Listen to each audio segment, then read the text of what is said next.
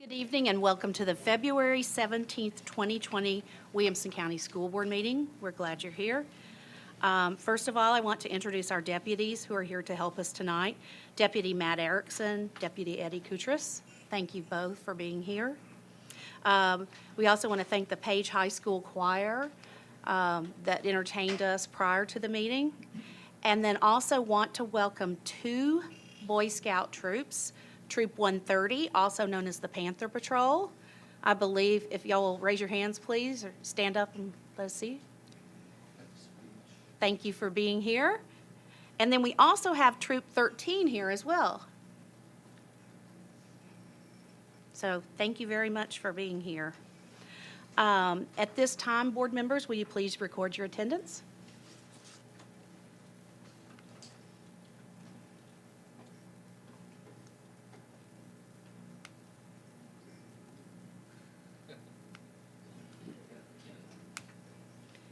Thank you, board members. And we'll now proceed with the Pledge of Allegiance. I'd like to ask our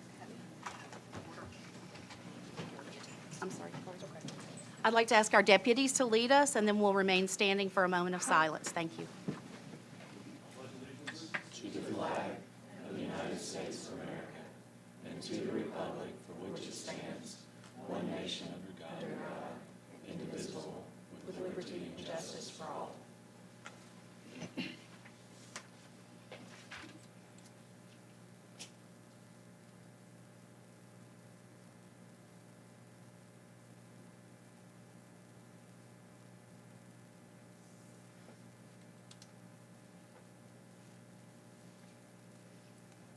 Thank you.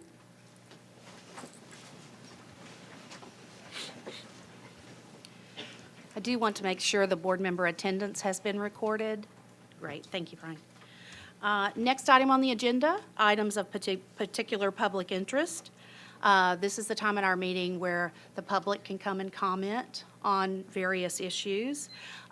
If you are coming to comment, we ask that you state your name and your address, and you will have a 3-minute time limit for your remarks, and Board Member Haw, who's over here, will let you know when the time is expired. We have one person who signed up tonight, Mr. Richard Young. Hello, my name is Richard Young. I'm from 8201 Devons Drive in Brentwood. I'm coming to talk about school buses. I'm very well aware of the bus driver shortage that is affecting all districts across Middle Tennessee. I'm not here to really talk about that or give you guys a hard time about that. I think you're doing, on average, a pretty great job of taking care of the students on the buses, given the challenges that you have. But my particular sons too at Brentwood Middle School are on bus 13, and bus 13 has had 97 variances this year. That's 42% of the time, or almost once a day. A variance costs them about 20 minutes, and a lot of times that 20 minutes is standing at the end of our driveway in the rain or the cold or whatever's going on, waiting for the bus to come. Of course, we receive emails letting us know the buses are going to be combined, but it says remain at your stop, and it doesn't give you a new time to arrive at your stop. It just says stand there. So that's what they do. They stand there. Over the course of this year, my students have wasted 64 hours waiting on a bus, not coming when it's supposed to. They've had to ride 3 and 4 kids to a seat, they report to me, when the buses are combined. And I figure that if there's 65 kids on a average school bus, and this one may have more, I don't know, because of the combination, that's 2,000 hours of wasted student time on one school bus route in the district. So having said all that, I guess my ask for you is if we could do something about bus 13, that would be great. But also if we could do something about our reporting and how we're looking at a small group of students being affected, you know, to the rate of 6 or 8 times more than the district as a whole. That's all I have to say. Thank you.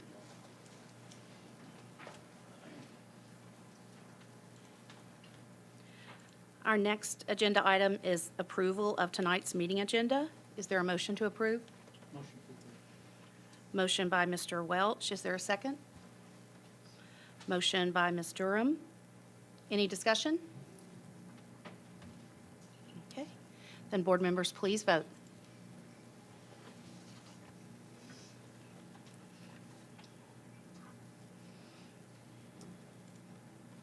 Your vote is 10 yes, 0 no. Thank you, board members. The next item on the agenda is the approval of the consent agenda. Is there a motion to approve the consent agenda? Motion to approve by Mr. Haw. Is there a second? Second by Mr. Fiskus. Is there any discussion on the consent agenda items? Board members, if you'll please cast your votes.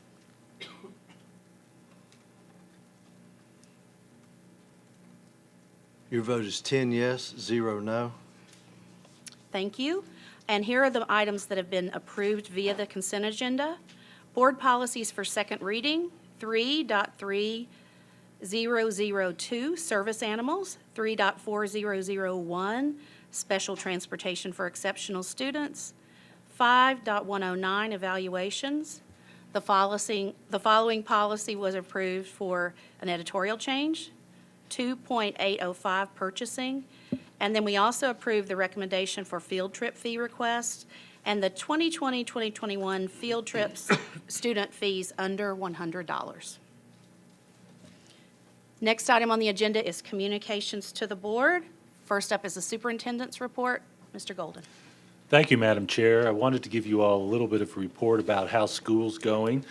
From everything I hear, it's quite a positive experience for students. I will tell you that you may recall that a little over a week ago, we did not go to school on Friday, and that was a day where I actually closed school based on health issues, but then soon after that, it started snowing quite heavily.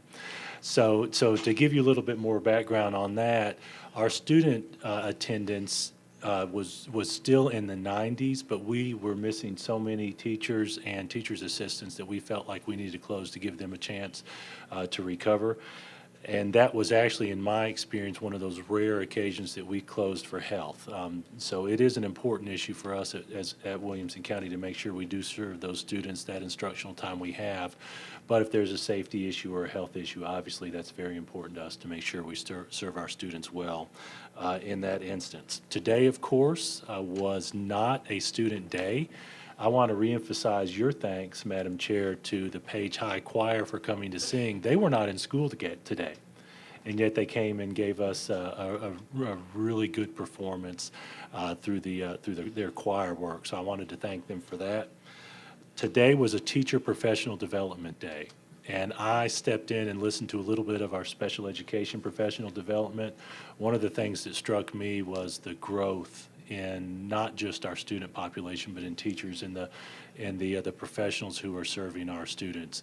They are meeting and did meet at Independence High School's auditorium, and it was a full crowd in that auditorium. Of course, they spent some time breaking up over the course of the day, but all our teachers did some professional development to go through the process of the school year to make sure they're serving the students as best they can. Next month, before our work session, is the board's budget work session at 3 p.m.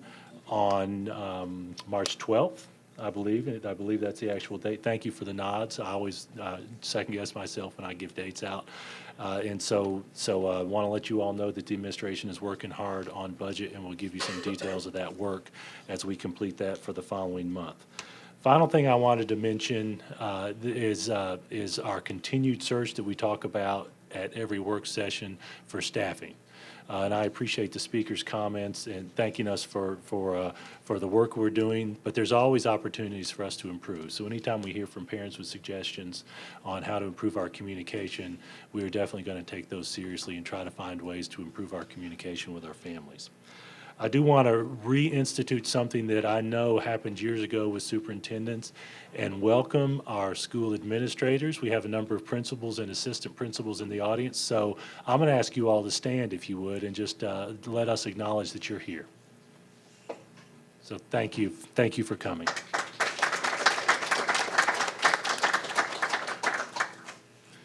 And that's my report within the next item. And Madam Chair, with your permission, I'd like to pass to the next one, the district update, and invite Carol Birdsong to come talk about our student and faculty successes. Thank you, Mr. Golden.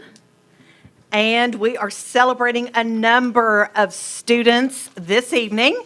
And we are going to start with perfect ACT scores. And we're going to start with Brentwood High School. Did Bronwyn get here? Bronwyn, did you make it? Okay, so Bronwyn didn't get here, but Bronwyn made a perfect ACT composite score on the December 14th test. So Kylie, come on up. This is Kylie Overton. Kylie is also a student at Brentwood High School. This is what we do. We like to take pictures, give opportunity for lots of photos. And Kyle, if you'll just stand right here, because we have another Brentwood student, Eric Sang. Eric, come on up.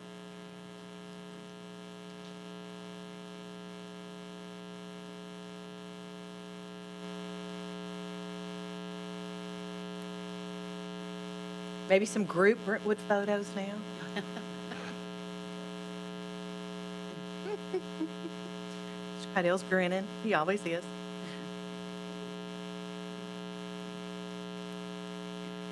All right, very good. Congratulations, Brentwood. Mr. Pickrell, if I could have you come on up. And Joshua Cannon, if you'll come up, Joshua. Also scored a perfect ACT composite during the December 14th testing period. Joshua, if you'll just stand over to the side, we're going to have Justin say, come on up. Come on up, Justin.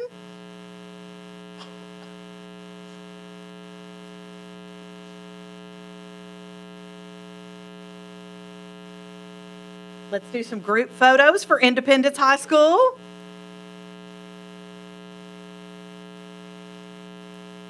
All right, congratulations, Independence. Dr. Vaden, if you would please come forward. And our first honoree is Ryan Jordan. So Ryan, come on up. Ryan is from Ravenwood. Also earned a perfect ACT composite on the December 14th test. Ryan, just stay right there because we are going to honor Aaron Wu. Come on up, Aaron.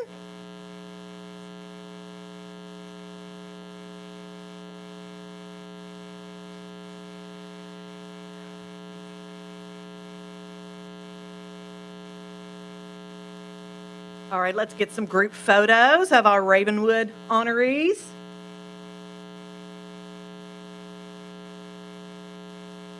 All right, very good. Congratulations, Ravenwood. Now, board members, bear with me because we have set yet another district record with National Merit finalists. Yes, this year we have 52. 52, count them. So we are going to start with Brentwood High School.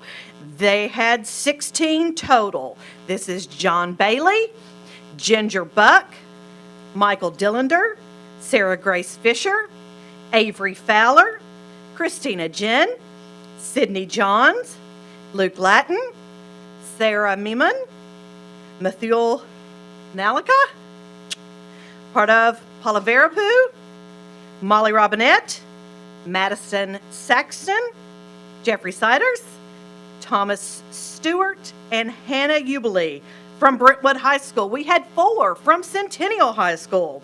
Jason Black, Neil Ikes, Kushi Johnny, Lexus Ketsavan. Okay, on to Franklin High School. And Franklin had 10. This is Emily Bechtel. This is Evelyn Cook, Dina Sway, Christian Dar, Nicholas Grumman, Connie Shue, Natasha Messer, Owen Myatt, Maria Bodo, David Shue, and from Independence High School, they had 6, Colin Coyle, Sydney Coyle, Samantha Drushi, Dylan Fisher, Harrison James, and Rebecca May. Nolensville High School, Mr. Harlan, I believe your first ever National Merit, our first ever National Merit finalist from Nolensville High School, Sydney Hummel. From Page High School, we have 3 honorees, Connor Flatt, Garrett Hunt, and Karsten Rovey. From Ravenwood High School, we have 11. Ashwin Bali, Ian Brown, and Kush Dar, Spencer Dunn, Ian Gatlin, Jennifer Hall, Min Kalasham, Adam Kreider, Kristen Lee, Chase Lewis, and Rithika Tamalia. From Renaissance High School, I believe it's their first ever as well, Morel Smetana. And last but not least, Mill Creek Middle School being honored another national award, folks, from the Junior Theater Festival Outstanding Production Award. Congratulations to all of our students.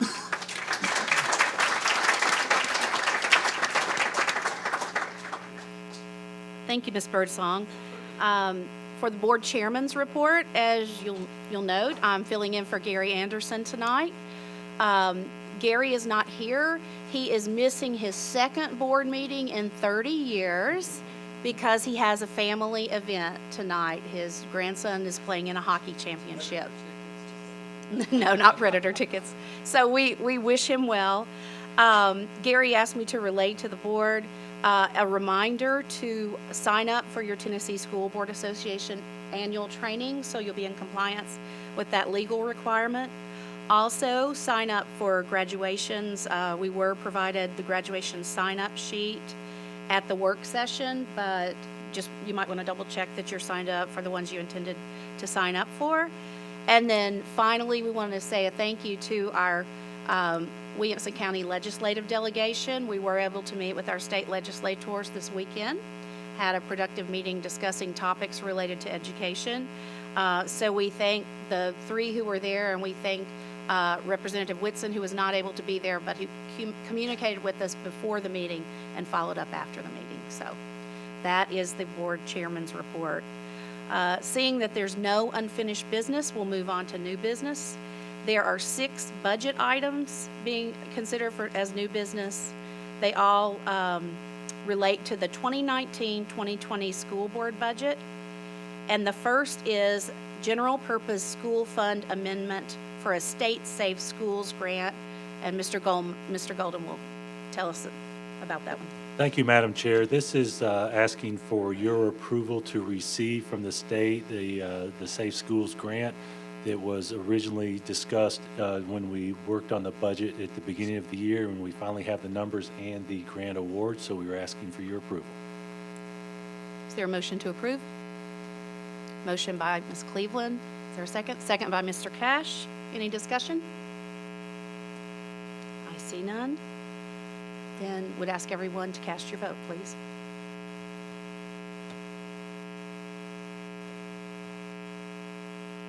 Your vote is 10 yes, 0 no. Thank you. The next item, general purpose school fund amendment for private grant. Director Golden.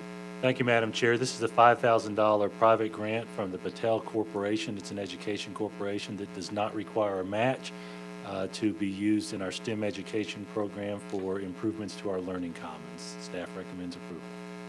Is there a motion to approve? Mr. Mitchell, is there a second? Ms. Durham, is there any discussion? If not, then we can move to voting. Will everyone please cast your vote?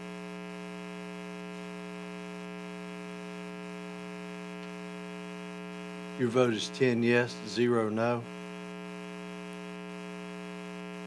Thank you. The next item is the general purpose school fund amendment for the Governor's Give Grant. Mr. Golden.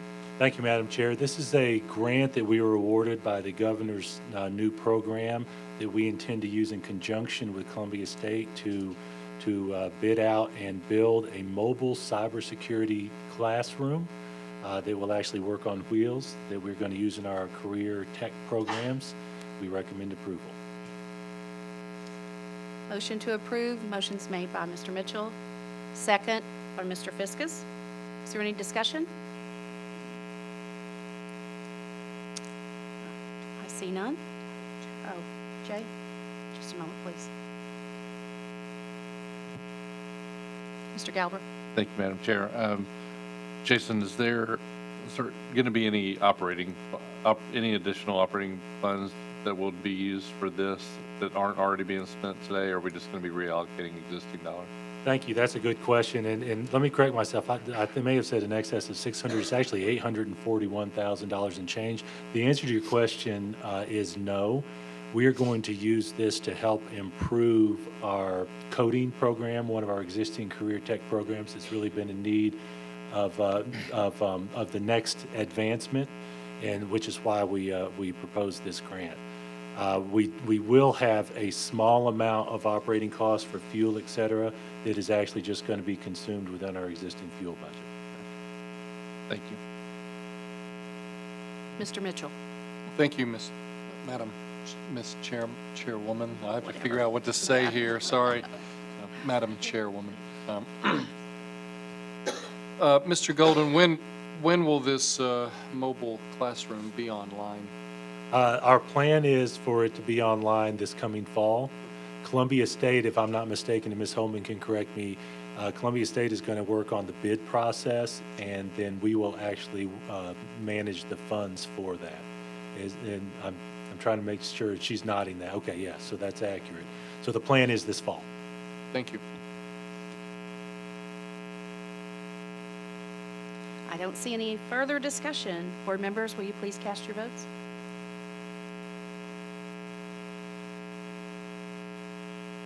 Your vote is 10 yes, 0 no. Thank you. Next item, general purpose school resolution intercategory transfer for salaries. Thank you, Madam Chair. This is an inter-category transfer that requires, that we are asking for your approval based upon some of the math that our finance department has done. This is coming a little bit earlier than some of our budget items that usually come at the end of the year, but based on the request from the finance department, we're asking for your approval. Is there a motion to approve? Mr. Mitchell makes the motion. Ms. Durham seconds. Is there any discussion? I don't see any further discussion. Will you please cast your vote?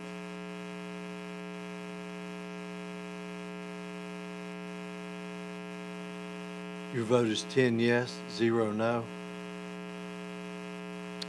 Thank you. The next item, an intent to fund resolution for asphalt, roof, and wastewater treatment plant. Mr. Golden. Thank you, Madam Chair. These are the requests that we had structured and obtained your approval back in November on our 5-year capital plan for this year's improvements. And we are asking that you approve this intent to fund for us to take to the commission to request funding for those projects. Staff recommends approval. Is there a motion to approve?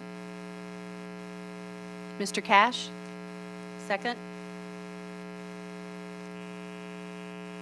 Ms. Durham. Any further discussion, Mr. Mitchell?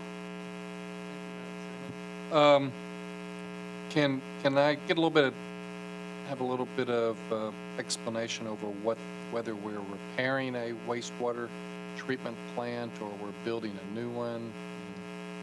Certainly. I'd like to defer to Mr. Samuels to describe that detail. Madam Chair, thank you. This will be the fourth wastewater treatment plant here in the last few years that we've actually improved.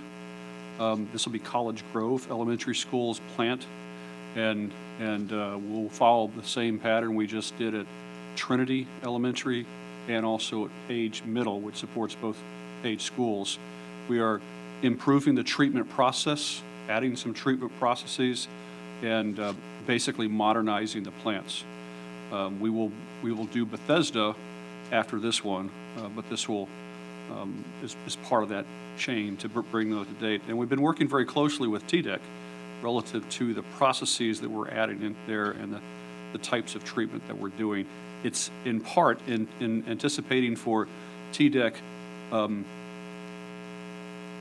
adding or strengthening some of the discharge limitations that we have for various attributes. So we're trying to look ahead for that potential for or increase restrictions on the point discharges that we have. Mr. Samuels, what is the projected lifespan, I guess, of the plant following these upgrades? At least 20 years. Now, some of the components obviously we'll have to replace, but the tanks and the structures that I'll putting in place should last at least 20 years, because that's the ones that there now have lasted that long as well. And in some cases, some of those structures will be reused. Thank you. Mr. Welch? Mark, is this all voluntary that we're doing? I know a few years back at one of the schools, we had an older plant and had actually gotten some directive from TDEC because we were putting too much, I forget what exactly, into the water, but it was not good that we're putting into the Harpeth. I hear you saying we're being proactive with it and working, and the assumption that there are tougher regulations coming, but just to be clear, there's not anything right now that we're non-compliant with. This is being proactive. Is that correct?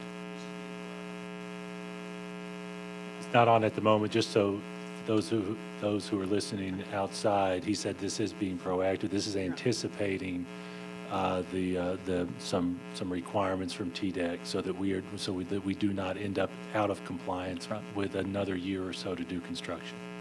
Thank you. I might add that TDEC is very interested in some of what we're doing.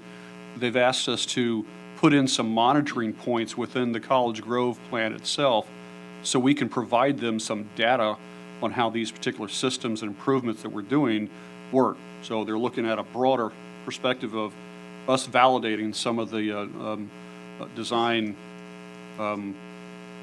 assumptions that they've worked with us on that they may want to encourage others to do. Certainly. No, that's wonderful. I know sometimes it's a challenge to be able to get ahead of these things, and it's our lack of funding that we're always trying to repair what's broken. So that's nice to hear we're getting ahead of it and certainly helping our local environment. Yes, sir. Is there any further discussion? If not, then please cast your vote.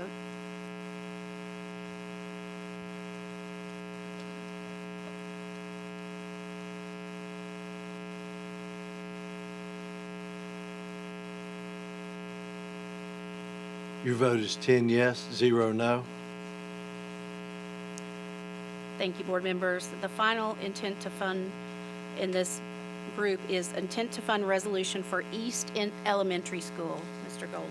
Thank you, Madam Chair. We had a ribbon cutting just a few weeks ago on an elementary school, and now we're requesting funding on the next one, which is phase 1 of the construction phase for the East Elementary School. As you all, many of you all know, we have isolated a prime location. We don't have that closed yet, but the next step is to get the construction started for this school to open in the fall of 2021. So we request your approval of this initial $18 million construction funding. Thank you, Mr. Golden. Is there a motion to approve? Mr. Mitchell? A second by Ms. Durham. Is there any discussion?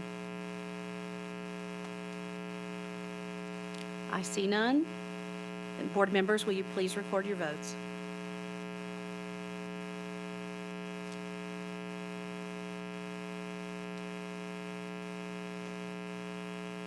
Your vote is 10 yes, 0 no.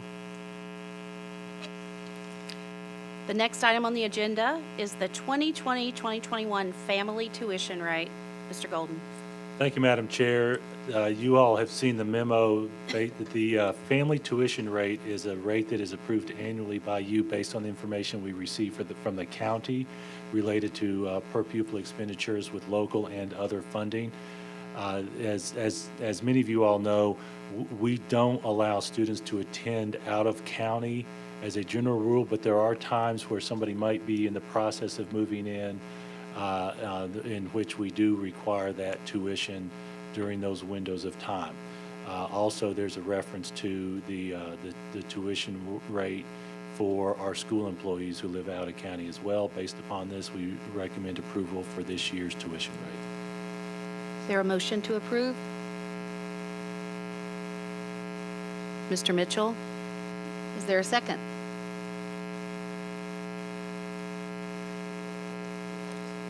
Mr. Galbraith, is there any further discussion? Mr. Mitchell, please go Thank, ahead. thank you, Madam Chairman.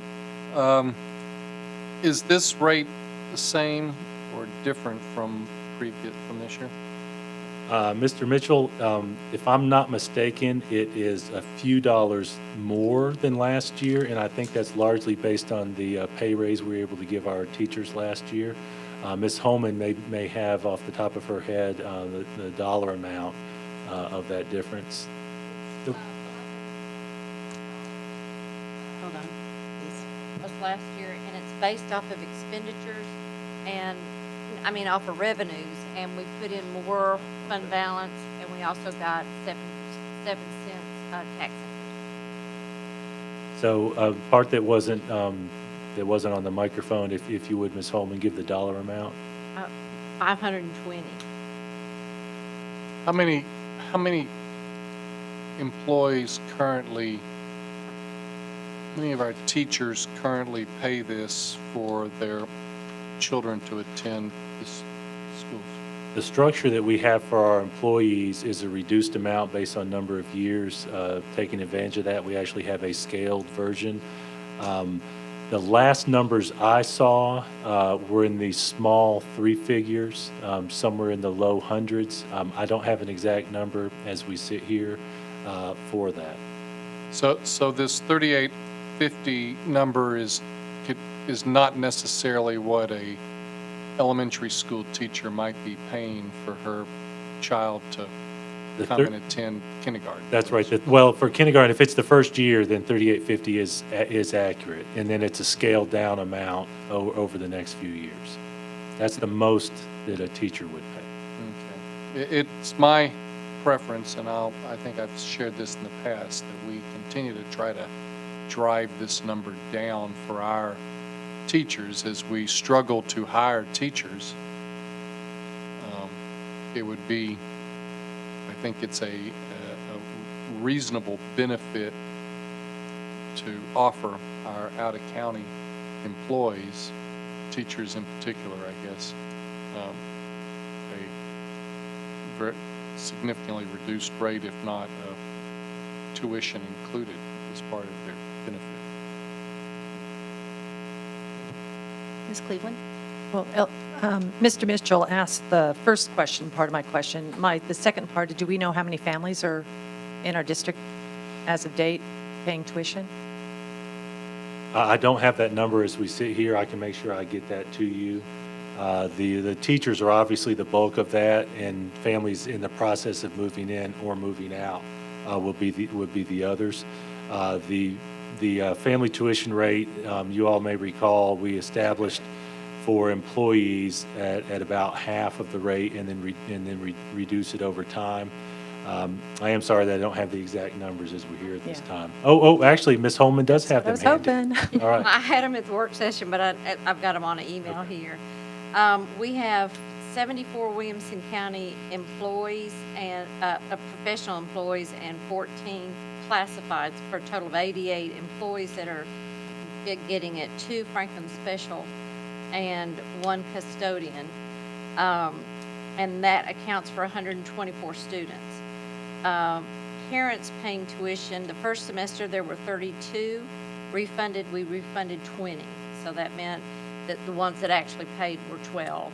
A second semester to date, we've got 12 that are currently paying tuition. And if they get in by the end of the year, then they'll get the half semester refunded back to them. So, Mr. Mitchell, if I may make a point, that just to take the next logical step from your point, it's a relatively small revenue number. What we've heard over the years from some of the county leaders, it's really a matter of principle for them from a budget approval perspective.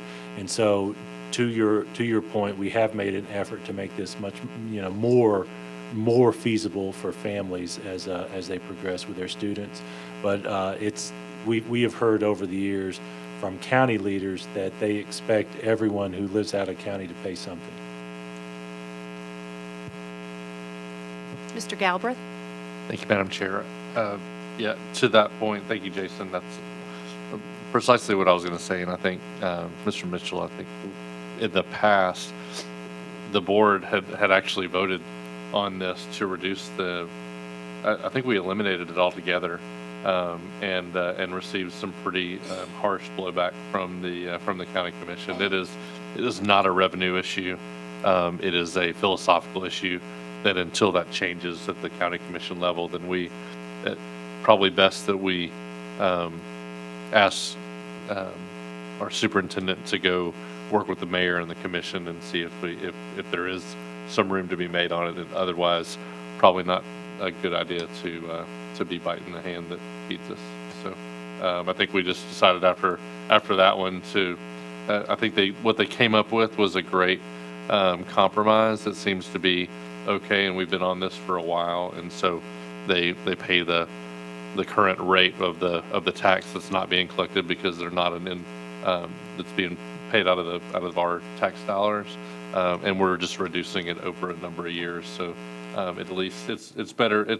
I think it's a little bit of a compromise. So we're getting them a better deal over time, and we're able to still get along. I think that's an accurate description. Mr. Mitchell. Thank you again.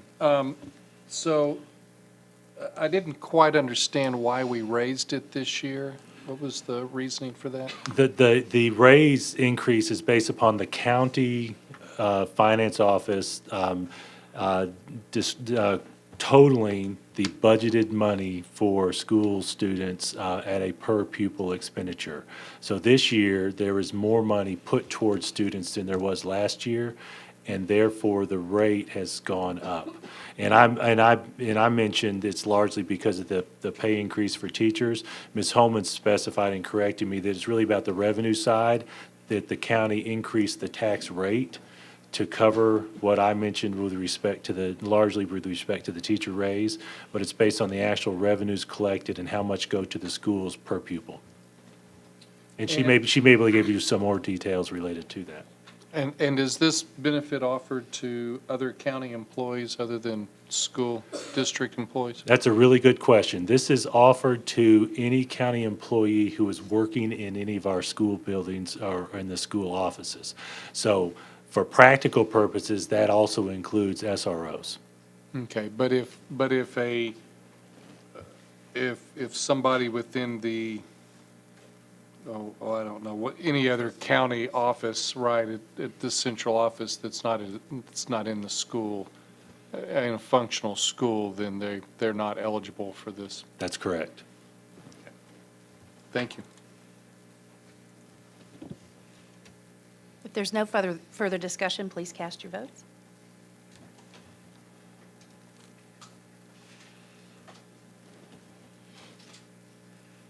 Your vote is 9 yes, 1 no. Thank you, board members. The next item on the agenda is the 2020-2021 school fees. Mr. Golden. Thank you, Madam Chair. I do want to give you all and the public a brief description of this. Tennessee state law, including the regulations that govern schools, describe school fees and require boards to approve any school fee. But at the same time, any school fees that are during the course of the school day don't have to be paid. So for practical purposes, anything for a service that occurs during the school day is really a gift from parents. So when you vote on this approval of school fees, I wanted to emphasize that anytime a school asks for some funds to cover something during the school day, it's really a gift. It's a request for a gift. For the extracurricular activities, that does have the potential to actually be a fee as a required fee in exchange for your ability to participate in the extracurricular activities. We spent a lot of time talking about this, and what I can tell you is that historically in Tennessee, it's a common practice, even to the point of it being incorporated in the regulations, to request additional help from parents over and above what the state and county and federal government supply to fund our schools. So with that, I do want to let you know a final piece. We are, with these list of student fees, asking you to approve those fees as a maximum. knowing that, that we are instructing our schools that if you don't need this, don't ask. And so within each category of fee, those school administrators, with the help of their supervisors, will be making sure that they ask for something that they actually will use. So with that being said, we do recommend approval. Thank you. Is there a motion to approve? Mr. Mitchell, is there a second?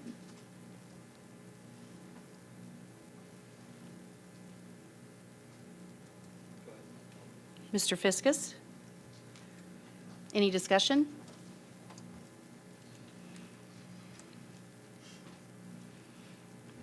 We have some discussion. Mr. Wimberly is first. Thank you, Your Honor.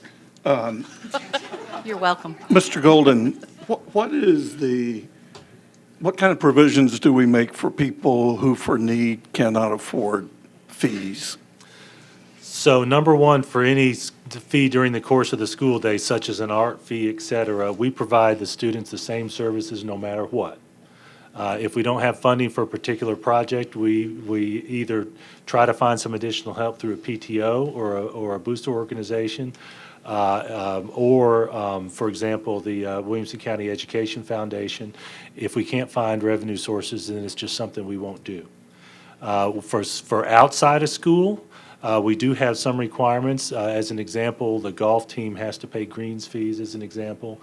Students will do fundraisers through their extracurricular leaders to fill that gap. And of course, those booster groups often support that. And I tell you, that support is pretty incredible here in Williamson County. But ultimately, if we can't afford something, we don't do it. Thank you. Mr. Haw? Thank you, Madam Chair. Jason, I just wanted to thank you for your characterization of the fees as the in-class fees that they are at ask. I think we had a really good discussion about this at the work session, and it seems that there does need to be a balance that's struck, but I do appreciate in particular that you say that the teachers are instructed that if they don't need it, to not ask for it, because just the challenges that are associated with these things, and Mr. Galbraith made a good point about the teachers being collectors, the potential for kids feeling pressure to come up with these, the different unintended results that can happen from these. That I don't like having these as part of writing a check for public education when you're in the system, but I do understand user fees as well as a good service to the taxpayers. So I think we're striking a pretty decent balance here, but I appreciate that every year that it's looked at and it's something that we're sensitive to. Mr. Galbraith? Thank you, Madam Chair. And thanks for you guys for indulging me. My diatribe. I know I talk more than most, and so but this is one of my issues that I've been pretty vocal about for since my time on the board, and I just ask all of us to figure out a way that we can start reducing these and making these academic fees, not necessarily the extracurricular fees, but make these academic fees and incorporate these into our budget.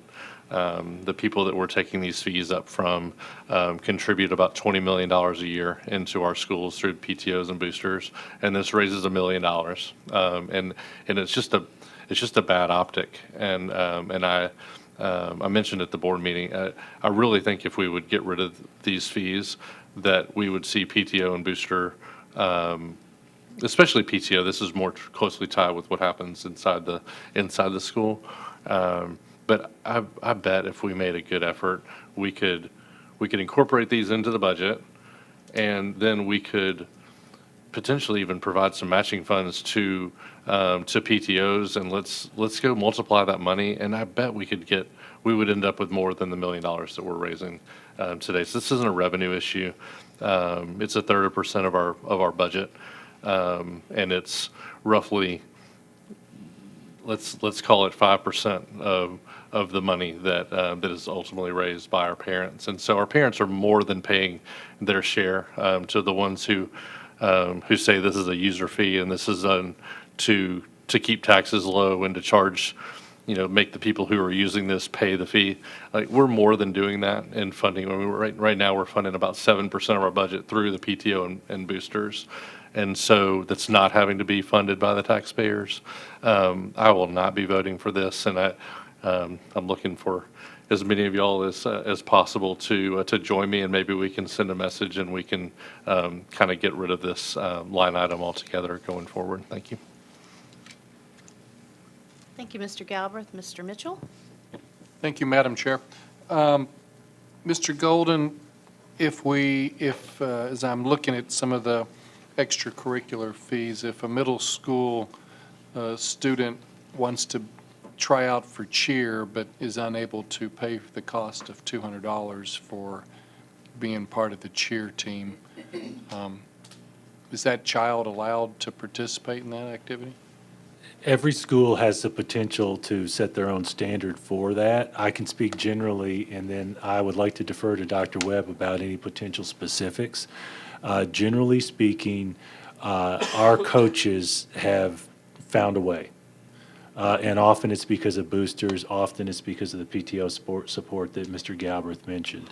With that being said, because you gave a specific example, there are some examples where a child needs to pay the fee, and so I'd like to defer to Dr. Webb to see if she has any other information. Absolutely. I agree with Mr. Golden. We have worked really hard at the school level. Anytime a student wishes to participate in an extracurricular activity and doesn't have the ability to pay, the schools exhaust every resource they have available to them to ensure that we can find a way for that to happen. So you're not aware of any examples of a child being prohibited from participating due to their inability to pay? Thank you for that. No, I don't know of any examples where we've turned a student away from extracurriculars as a result of their failure to pay. Thank you very much. And let me add to that. I've heard stories of it happening years ago. It's been many years since I've heard of it, but I felt like it was worth making sure just in case I hadn't heard. Thank you. Mr. Welch? Thank you. Jason, I apologize. I'm going to kind of surprise you with this question, but it just kind of came to mind tonight while on the floor. I think Jay, you said, was it $1 million is what we're, okay. But I'm going to also assume, correct me if I'm wrong, that $1 million isn't evenly spread out either, that in some of our, just the socioeconomics of our schools, there's not equity across the board. And I kind of wonder if that can impact the collection rates of that. So when we think about that as a total, is it being evenly collected, or are some schools collecting at a higher percentage and others at a lower percentage and not having the benefit of those funds? And if that is the case, how are we adjusting, or are we in any way? That's a good question. We had provided you with some information, historical information, and inherently it's going to be uneven, right, from school to school and family to family. We actually address our funding for site-based funds with respect to our free and reduced student population, and we give more site-based funds to those schools who have a higher percentage of free and reduced lunch. It's really not driven by the fee issue. It's driven by the recognition that there is a need in that context. With that being said, you've actually kind of pitched me a softball. I do believe that we have many residents in our community who just don't apply for free and reduced lunch for whatever reason, whether it's pride or a lack of knowledge. And to me, I respect those decisions. But part of our decision-making with respect to funding is based on that. Likewise, the food service budget is based on that as well. Okay.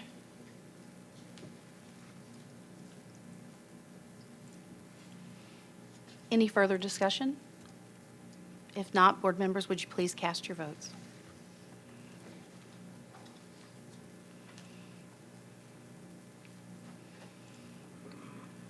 Your vote is 9 yes, 1 no. Thank you, board members. That concludes our agenda items for tonight. Mr. Fiskus has asked for a point of privilege. Thank you. Oh, sorry. Apologize there. Now we got it? Nope. You're on. There we good. Thank you, Madam Chairman.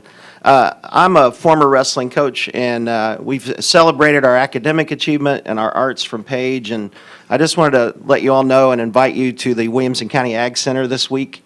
We'll have, our students will be competing in 3 different divisions. We have the AAA, the large school division, and I think, and then we have the AAA division. And Brentwood won the AAA division championship at Region 7. Nolensville won their region in the AAA, and then also Fairview won their region in AAA. But in all, we're sending 61 male wrestlers, male athletes, to compete in those 2 tournaments, 39 in the AAA and 22 in the AAA. And we also have 2 females that are wrestling in the girls' state tournament. So that all starts on Thursday, and so it's a great event there at the Ag Center. The Ag Center staff does a good job of helping us host this event here, and Williamson County Schools are actively involved in hosting everything that happens there. So come out and support those guys. And if I may, Madam Chair, if you all see me standing up, you might realize that I probably was not a wrestler. I lean more towards basketball, but I went to the state tournament, and I'd been to some wrestling events before. It's a pretty amazing event, showcasing a mix of talent and skill that is really impressive to see. Thank you. Board members, I want to particularly express my appreciation to you for filling in for our fearless leader. And I really, really appreciated your lightning quick reflexes, particularly on those motions and seconds. So with that, this meeting is adjourned. I don't know,